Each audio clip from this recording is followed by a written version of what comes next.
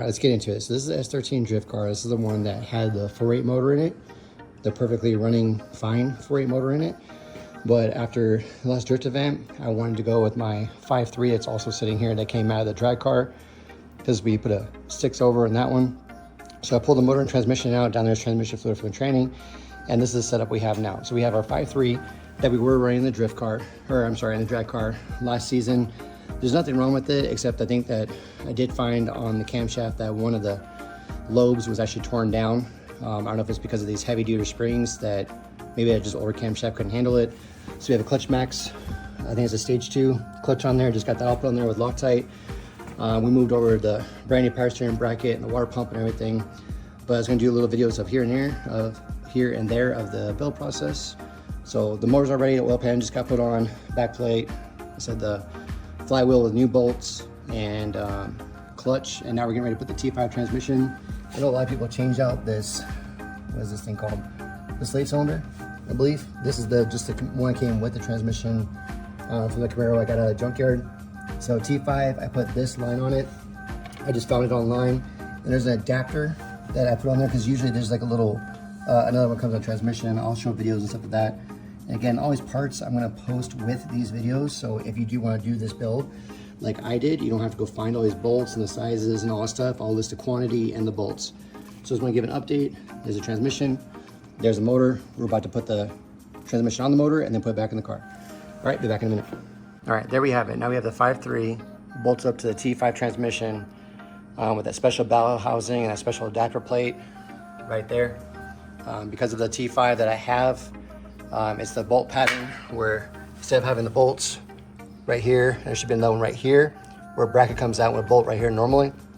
I bought this from, I think it's like hotrodstreet.com or something like that. I'll post a link for that as well. But we got it all hooked up now. It took a little bit longer than expected, just because I had to get the motor at the right angle and then put the transmission on. And I also have a new bearing in the back of the crank for the input shaft on transmission to help it steady. I had a different one on the 4.8. This one I have now, I think it's gonna be better fit. So, yep, here we go. Get ready to put the motor in, then be back in a minute. Okay, for those who are wondering, how do you get an LS motor and transmission in a car? You can do it separately. I mean, you can put the motor in and transmission in separately if you want. This is how I've been doing it. This is how I've been doing it on this car multiple times with different motors. I was drag racing and now drifting. And at the same time too, is that you can do it with an automatic transmission, but this is what I do. I'm gonna lower the motor a little bit down so you guys can see the whole screen. My phone won't zoom out anymore. I'll show you how I have my chains hooked up. But once you get the motor transmission in here, I can let it down now a little bit. And what I'm looking for is that I'm looking for the back of the transmission to get into the transmission tunnel. Of course, this is a bigger motor transmission this car is supposed to have in it.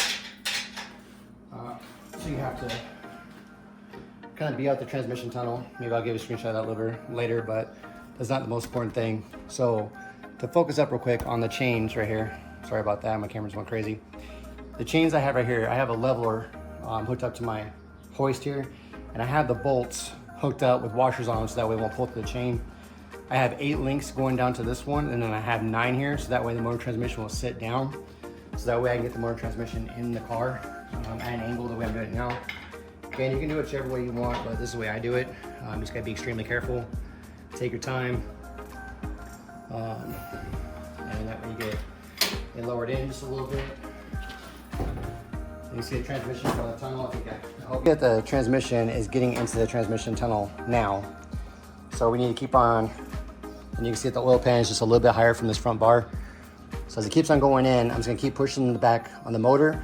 As I lower it down, of course, the engine hoist, as it's going down, it's gonna extend that way. So you don't have to go too crazy high. Like I said, I just have the motor just high enough where it'll clear this front bar, this front tubing.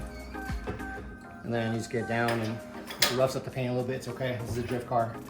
It's not a show car, so it'll be all right.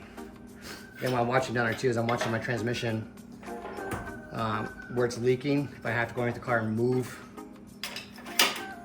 the transmission drain pan or the pan I have designated for it, I'm gonna go move it just a little bit so that way I don't get transmission fluid on my floor.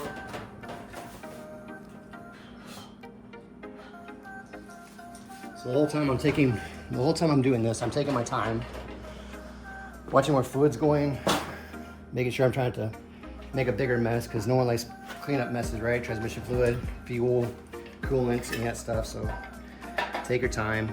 This way, like I said, this way I do it. And as I get the harmonic balancer clear from the front bar here, you can see that the motor and transmission starts to level out a little bit. Now, I have an oil relocation kit on my car.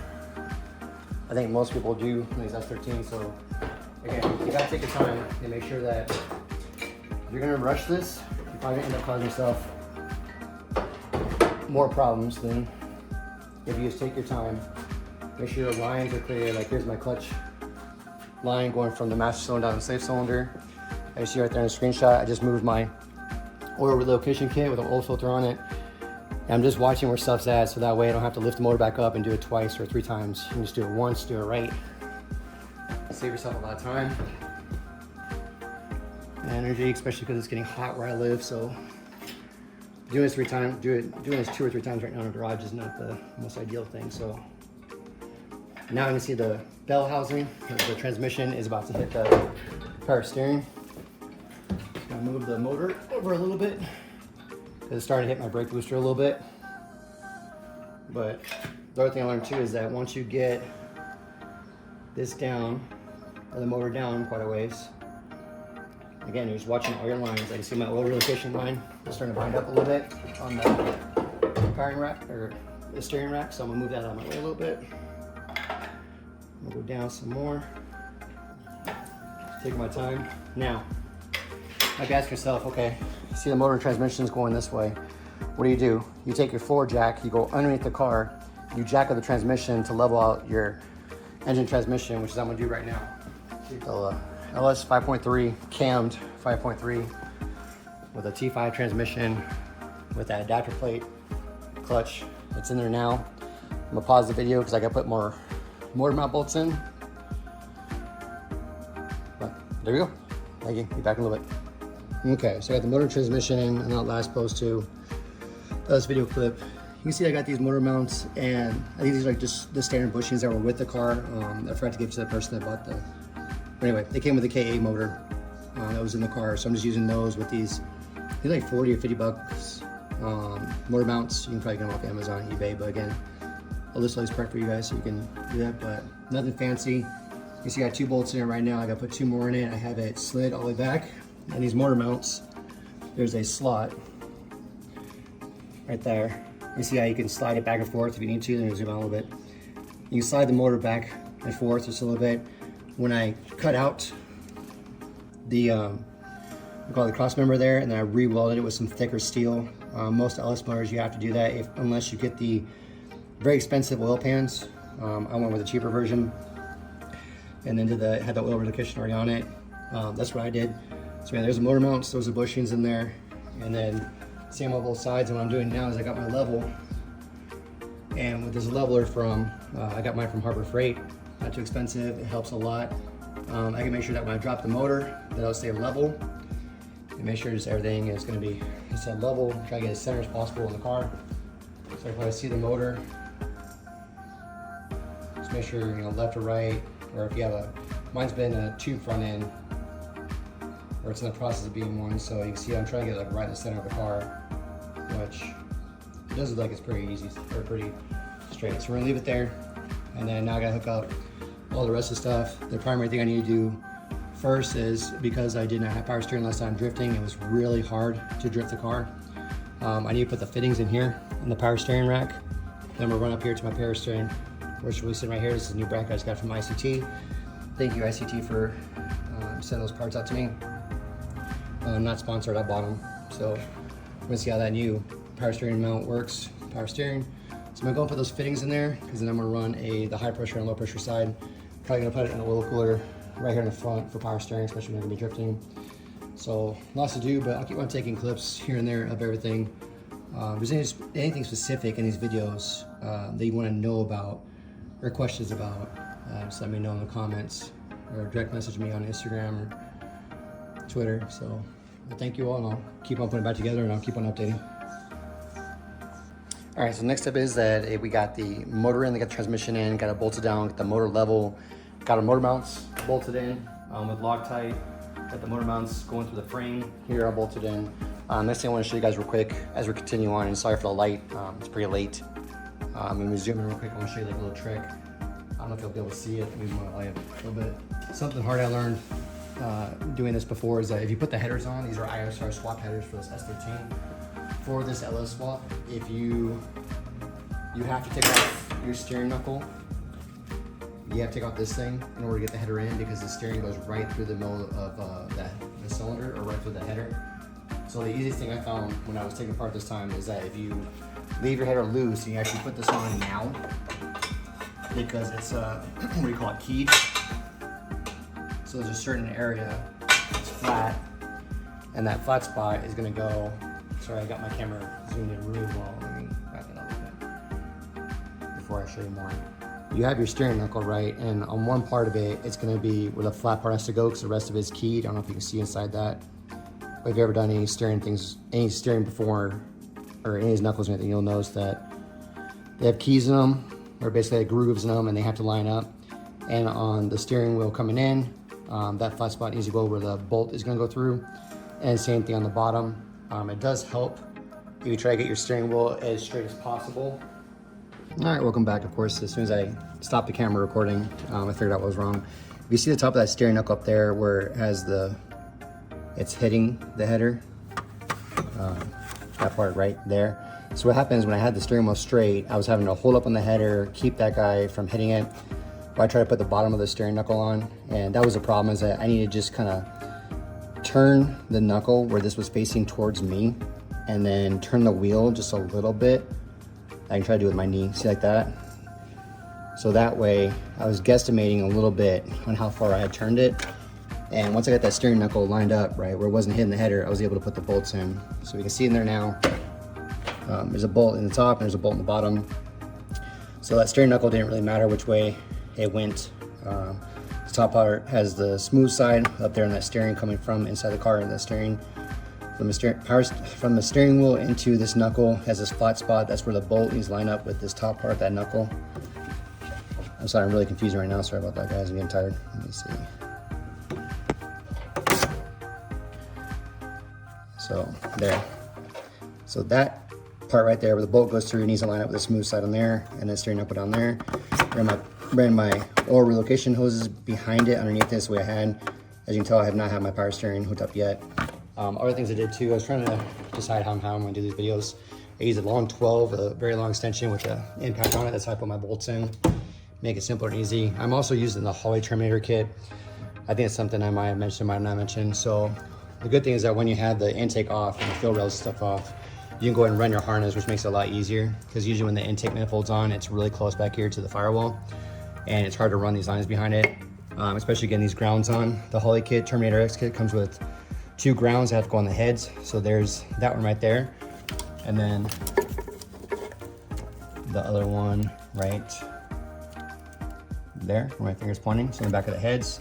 You also have an oil pressure sensor, and you also have the cam position sensor. Cam position sensor is very important, from my understanding from reading Holley's documentation. If you don't have the cam sensor hooked up, car will not start. Oil pressure sensor, most of these LS ones, they come with the, it's like a single wire. I think the newer ones have a 3-wire in it. I got this one off of Amazon. It's a digital, not digital, but it's a 3-wire one. The hook's right into the Holley kit. You have to set the pressures for that manually in the software, and we'll go over that once we get ready to start the car. So yeah, there we go. Just doing some more wiring while I was hooking the car. I still have to hook up, there's one ground wire going to the frame, because I have back in the battery. I have a ground going to my car frame, so that way I can ground the motor to the frame.